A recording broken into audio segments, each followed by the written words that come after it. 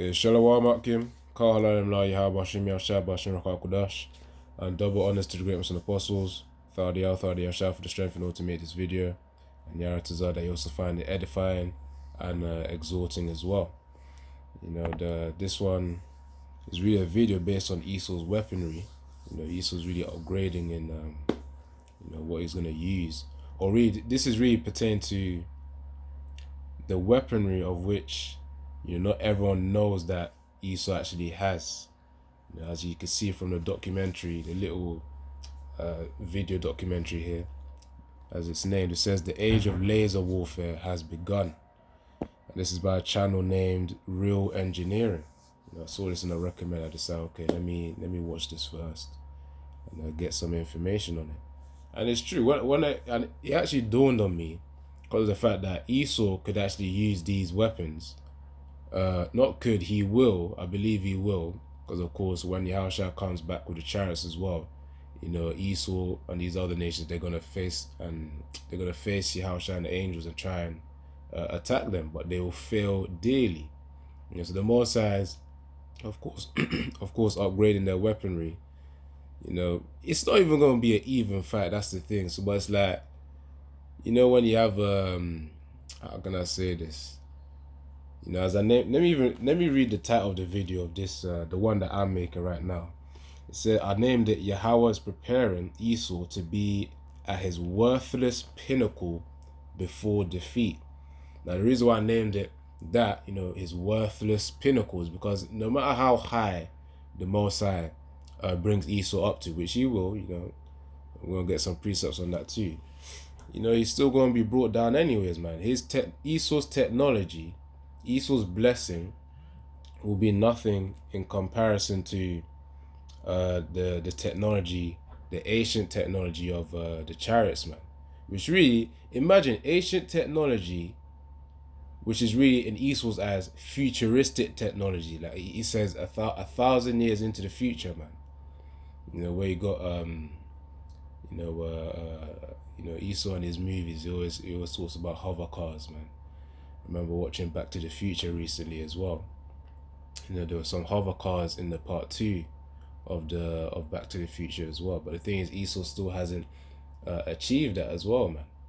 And imagine they predicted that. Well, I say predicted, but it is a movie, fictional. But in the movie, they predicted that they would have flying cars in 2015. But here we are in 2025. There's none of that.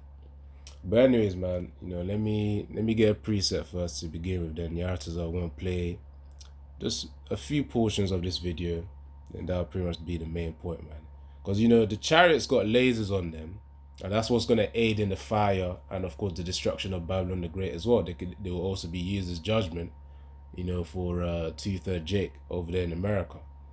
So the same way Esau's gonna have his own little weak laser to try and combat the chariots, which he will fail. But yeah, let me get this preset. This is one of those presets that I like to get when it comes to the works of Esau Edom, because really at the end of the day, whatever he works on, it will fail at a certain point in time that the Most High wills it. So this is Isaiah 19 and 14.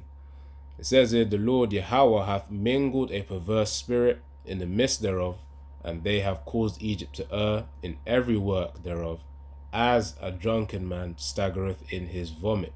So the key phrase is really, the Most High Yahawah has, which by the way, when you see Lord,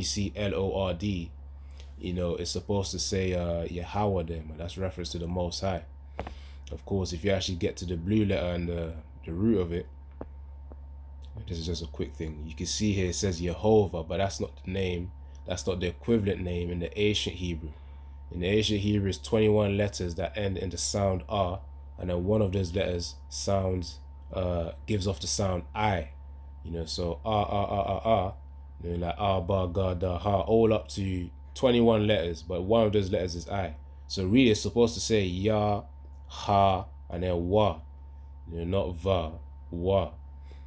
Which there's a Wa sound. There's not a Va sound in the ancient Hebrew alphabet. So anyways, that's just a quick thing. I want to get back to the topic of this video. So yeah, the Lord Yahawah hath mingled a perverse spirit in the midst thereof, and they have caused Egypt to err in every work thereof. So that phrase where it says the Most High has caused Egypt to err, which means to make mistakes in every work thereof. So of course all these inventions and feats of engineering of which the Most High has blessed Esau with the knowledge to create, it will also be for his own downfall too. Even AI, this thing that he's pushing out in the world right now, it will be to his own downfall, as well as of course these weapons of mass destruction as well, ICBM, intercontinental ballistic missiles. It will be for his own destruction. So in the NLT now, New Living Translation on the right, the Lord hath sent a spirit of foolishness on them. Doesn't scriptures talk about they're the base of men, they're the basis of all men, children of fools? It says here, the Lord has sent a spirit of foolishness on them, so all their suggestions are wrong.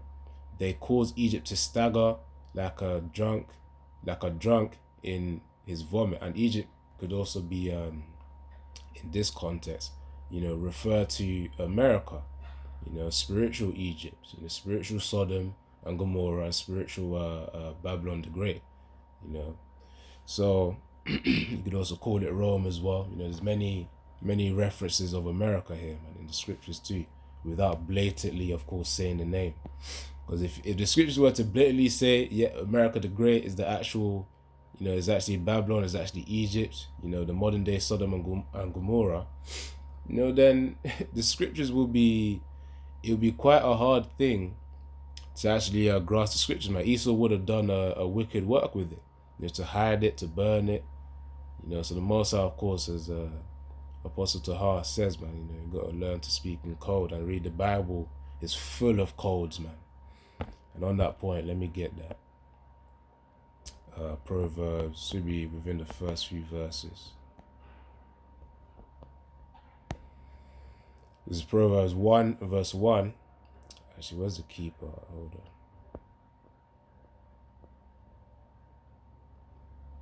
Alright, I'll read from verse 1 to about verse 6, which is the key point here. So Proverbs 1 and verse 1, and as it's named here, the usefulness of the Proverbs, the purpose of Proverbs, wise sayings. So the Proverbs of Solomon, the son of David, king of Israel, to know wisdom. So this is the point here. It says to know wisdom and instruction. When I say the point of Proverbs, the point of attaining to wise sayings, which is what the Proverbs are.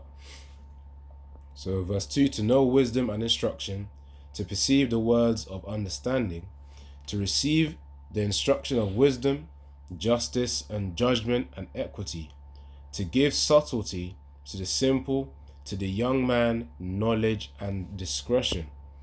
A wise man will hear and will increase learning, and a man of understanding shall attain unto wise counsels. To understand a proverb, this is the key point now, to understand a proverb and the interpretation, the words of the wise and their dark sayings. In other words, the hidden knowledge, or rather the knowledge of which you need to have a certain level of understanding to comprehend. Those things of which only certain people can. There's actually a word for it, I forgot. It begins with a letter E when it talks about. Eccentric. Yeah. The thing is, this knowledge is actually eccentric, man. It's only for certain individuals to have. So that's why we're grateful to Yahawah for revealing these dark sayings through our apostles, breaking it down to us, man. Apostles and elder bishops breaking it down for us. So it says to understand a proverb and the interpretation, the words of the wise and their dark sayings. All right. So yeah, man, that's pretty much from verse 1 to about verse 6 as well. It's really just showing, okay, this is the purpose, as it's literally named, the usefulness of Proverbs, man. Which is a wise saying, that will help you. And of course, when you attain wisdom, you're able to navigate life in a more, I was going to say wiser manner, but I want to use another word, but in a more sensible manner. All right. I also said I was going to get this precept as well, children of fools, because we read it in Isaiah 19 and 14. And this precept links to that as well.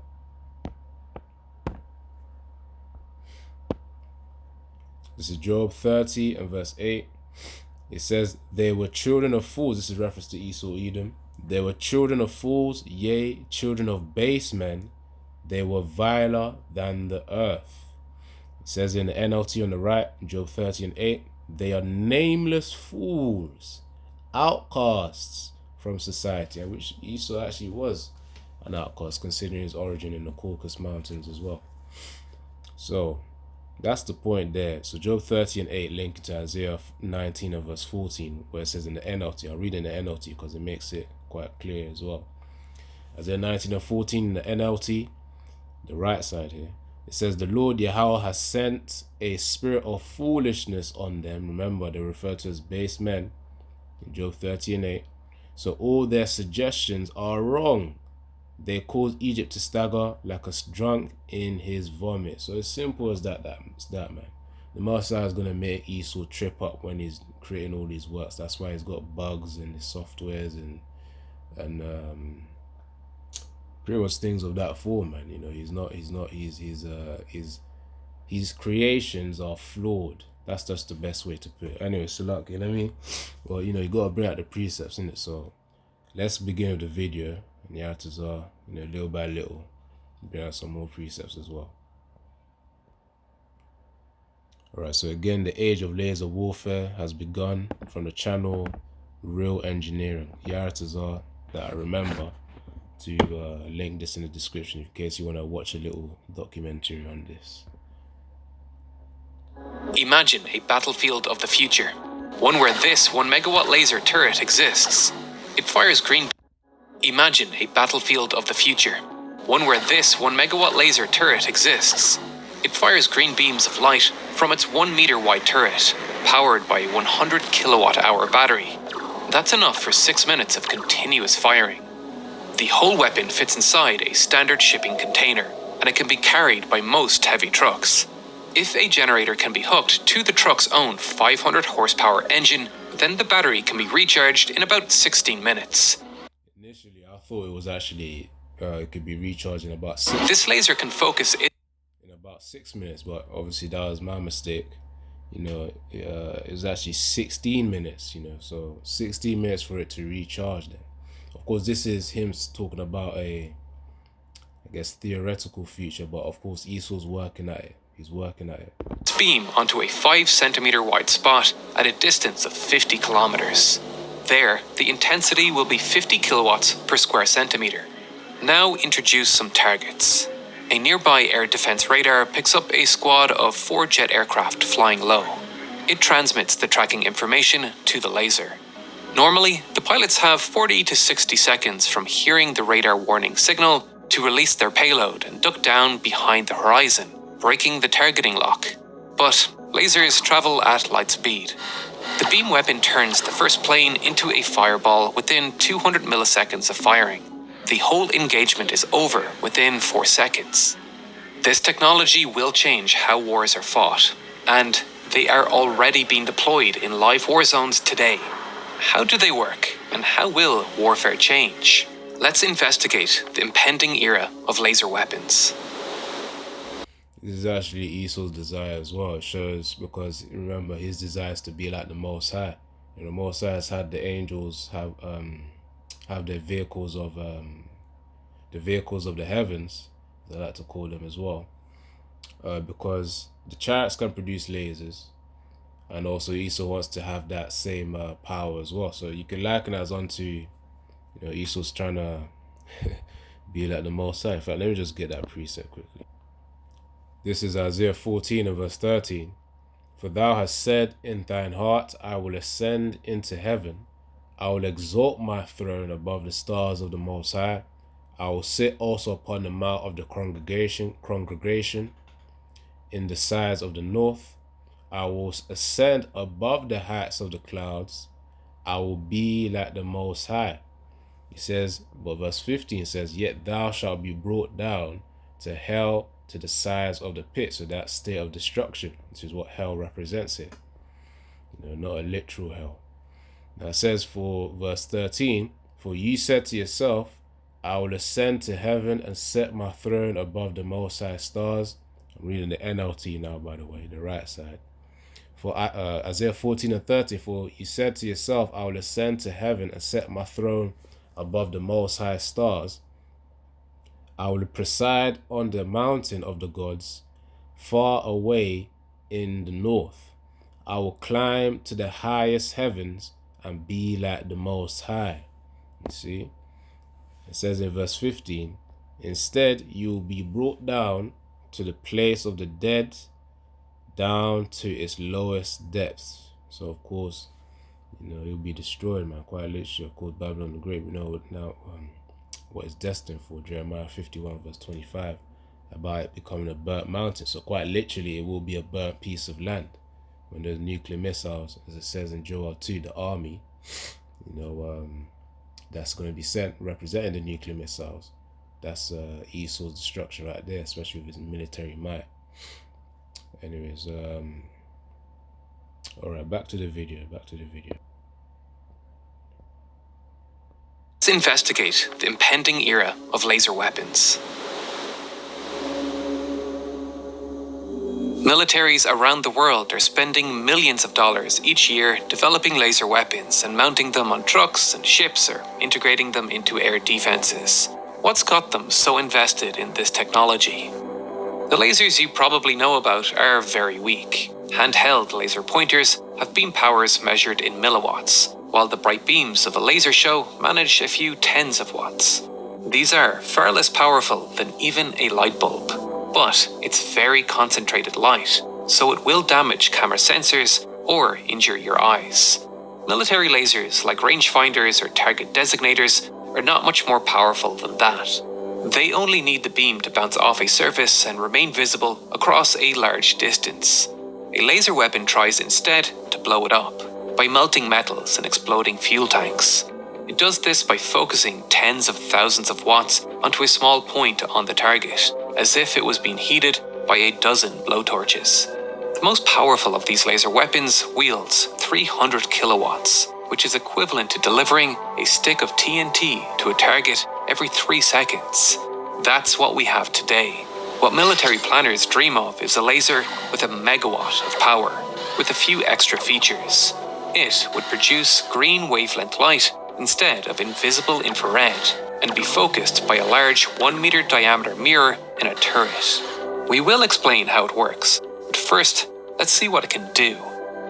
Drones wouldn't last more than a blink of an eye under its beam. They'd be destroyed as fast as the turret can switch targets. Missiles don't fare much better. As long as the laser weapon is given good tracking data by an air defense radar, it can eliminate entire waves of over 100 missiles before they can reach it, all without ever having to reload. Satellites sailing overhead are not safe either. Low-orbit satellites could have holes melted in their solar panels, and higher altitude ones could get their cameras burnt out. But lasers are not the ultimate weapon. They're Imagine satellites being attacked here. Satellites being responsible for, of course, the internet and telecommunications. Of course, when you make a phone call or whatnot, as well as made the internet. I think just anything related to wireless signals, of course, the satellites are responsible for. So that could be likened as more of a blackout type of situation, or probably more of a internet type of blackout or telecommunications type of blackout. So of course Esau, we already know he's got the technology as well. Of course, he's got the geoengineering one. If you go on other platforms, you probably see people who have made documentaries on that HARP, geoengineering technology. You probably might even see it on YouTube as well. But there's also laser technology as well. So Esau's got a lot of stuff. Esau's got a lot of stuff to do, man. Calm. Alright, let me see if I can get a preset. Hold on. Calm. So really Esau's nature is shown within this scripture. So Genesis 25 and verse 27, and the boys grew, obviously referring to Jacob and Esau. When you read Genesis 25, the whole of it. Genesis 25 and verse 27, and the boys grew, and Esau was a cunning hunter, a man of the field, and Jacob was a plain man, dwelling in tents. So cunning hunter really is the nature of Esau over here, man. So let's get into the root word for cunning hunter, or cunning rather. So Yada, as it says there, or Yahawah. Now it says cunning, which means to know. It says to learn, to know, to perceive, to see, and to find out and discern, to discriminate, to distinguish, to know by experience. So Esau had that he had the knowledge of the fields, man. He had that knowledge that Yahawah blessed him with in order to be able to really hunt down his prey, for food. So it's the same way he knows how to hunt and defeat, but really hunt down Jake, man, in a more of a psychological manner. So that cunningness is within his own nature, and of course these laser technologies as well will aid him in that hunting down, which he's gonna try and hunt down the chariots, which really he ain't, or rather try and shoot down the chariots, but he's gonna fail, as we read in Isaiah 19 and verse 14. So he will fail. All right, so let's get another one as well pertaining to Esau's blessing.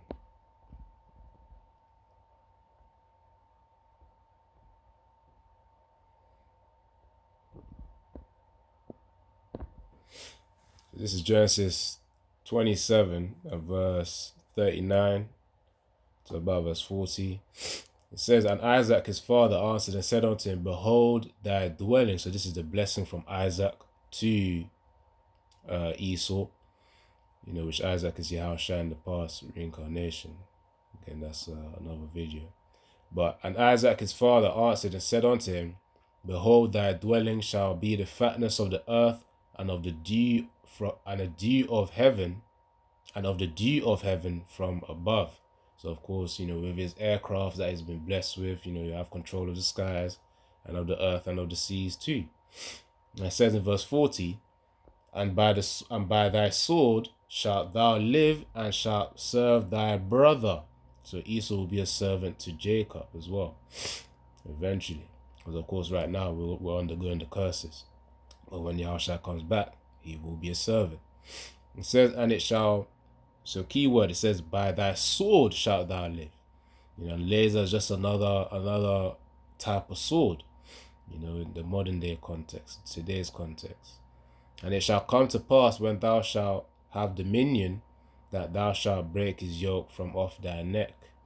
So of course, really, Esau Edom, despite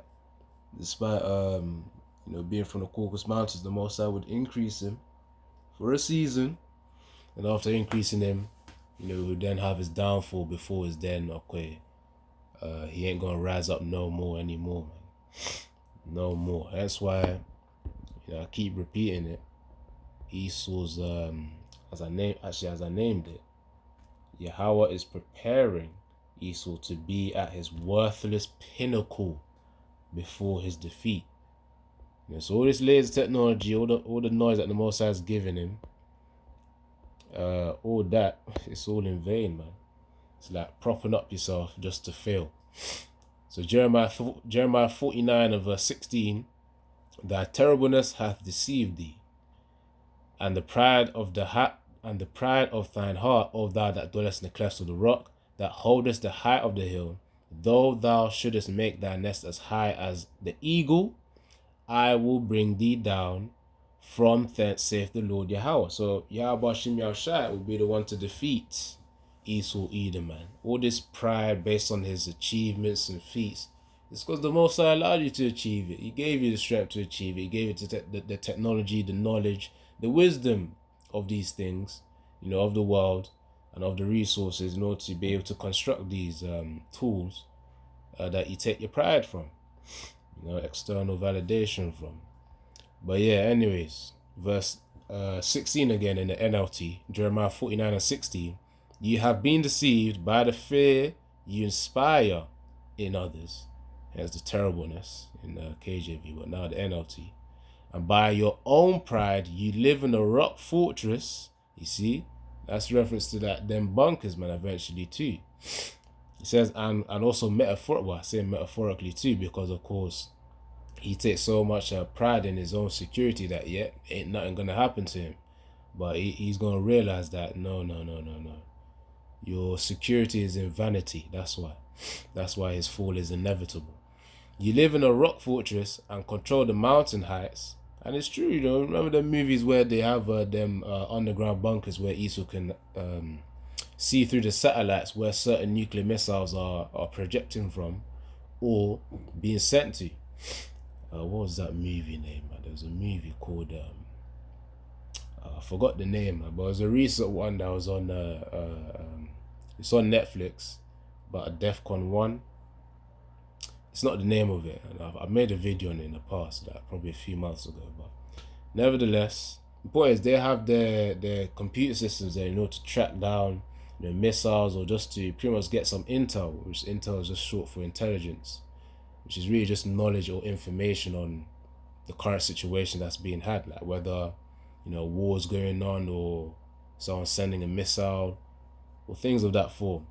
Now it says you live in a rock fortress and control the mountain heights, but even if you make your nest among the peaks with the eagles, so of course your space stations and over there in the space stations, space hotels they're trying to do right now. Of course, Esau really won't be able to achieve that in time. But even if you make your nest among the peaks with the eagles, I will bring you crashing down, saith the Lord. So it's true, even with Esau's space stations, when the chariots come by, they're gonna obliterate the Edomites there, if they choose to actually if they're foolish enough, which they are, to be able to actually reside there in space. So instead of having the bunkers on Earth, New Zealand, Switzerland, and whatnot, they some of them will probably want to try. They may try and actually go into space, but they'll fail at that as well. All right. Let's see. So I'll play a little bit more of this. Skip ahead, play of that, and then that should be it. Bring out some presets, and I'll wrap it up. But lasers are not the ultimate weapon. They're still dependent on radars pointing out their targets, can only shoot at things within their line of sight, and few platforms today can handle the electric consumption they need. Properly armored vehicles like tanks can shrug off their beams, and lasers can do nothing against targets behind hills or beyond the horizon. Yet, the advantages they do have are so great, they cannot be ignored. So, the real question is, why aren't laser weapons everywhere already? Lasers have been around for... Alright, let me skip ahead to this part here as well. Yahawah, as I said, I'm going to link this in the description if you want to watch the rest of it.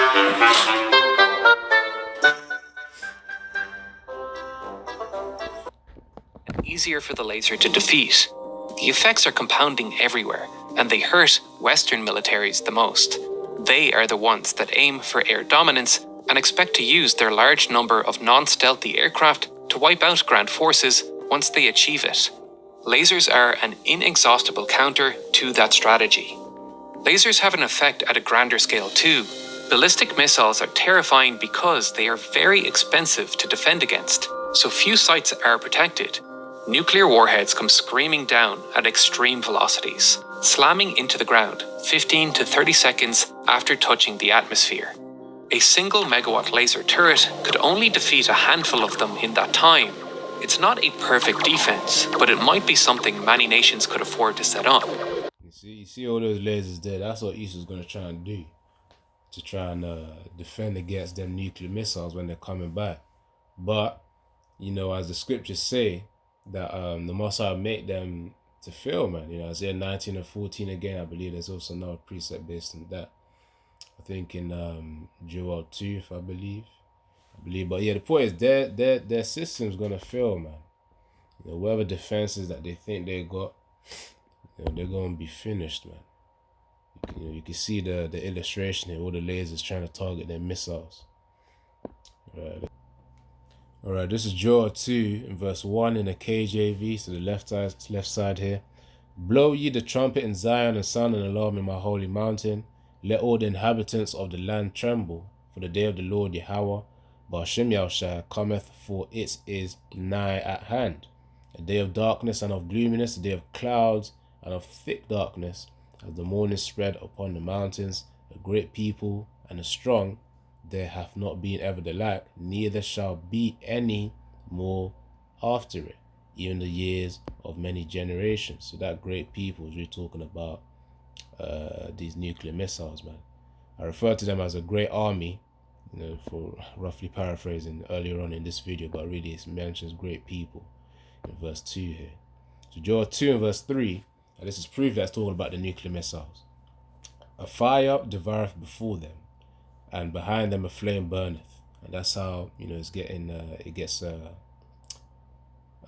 projected, if that's the way to say it, because, they're also called projectiles as well, things on which you can shoot. And it says, behind them a flame burneth, the land is as the Garden of Eden before them. So everything's cool, normal city work and, normal society things are going on. The city looks like a city. And then the Garden of Eden before them, and behind them desolate wilderness. So of course, after they've had their eruption from the explosion, upon touching the ground, or even before they even touch the ground, they just explode. This is how they become. It says, and behind them a desolate wilderness, yea, nothing shall escape them. So of course, all that anti-missile defense systems, whether they use lasers, let me get back to the video as well. Whether they use lasers here, whether they use lasers here, to try and defend it, the Most High is going to make their systems to fail, man. So it says nothing shall escape them. So that's the point right there. Let me play a little bit more. Something many nations could afford to set up. A large nuclear power would happily sacrifice a few warheads to punch through. A small power might only have a few warheads available in total. But none of this means that drones, missiles, aircraft, or ballistic missiles become obsolete. Exactly, with 200 million, it's a wrap. It's a wrap. And anyways, the Most High said, none of them shall escape. Or nothing shall, let me get it. Hold on. So as it says here, Joel 2 and verse 3, at the latter part, it says, yea, and nothing shall escape them. It says in verse 4, the appearance of them is as the appearance of horses, and as horsemen so shall they run. Like the noise of chariots on the tops of mountains shall they leap, like the noise of a flame of fire that devoureth the stubble, and as a strong people set in battle array. So that's the point right there, man. It says, as it says in verse 3, and nothing shall escape them. So they're going to hit, man. They will hit. All right, let's get these two precepts that I've got. And then we're going to wrap it up here. So Job 20 and 23. When he is about to fill his belly, the Most High shall cast the fury of his wrath upon him, and shall rain it upon him while he is eating. So of course, whilst he's enjoying the fruits of his beast system, like, yeah, Esau's gonna pop the champagne. Pop the champagne, metaphorically speaking. They probably might even do that literally. To try and celebrate their achievement. Most High is gonna put all out chaos and fear upon them, man. They're going, just when he's about to fill his belly, when he's about to get that satiating feeling, he ain't gonna get it, man. He ain't gonna get that last spoonful, no way. So that's the point right there. And yeah, he will be defeated, man, which is really the main point of this video. Let's get this preset and wrap it up there. Amos 9 and 1, and I saw the Lord standing upon the altar, and it says, smite the lintel of the door, that the posts may shake, and cut them in the head, all of them. I will slay the last of them with the sword, and he that fleeth of them shall not flee away, and he that escapeth of them shall not be delivered.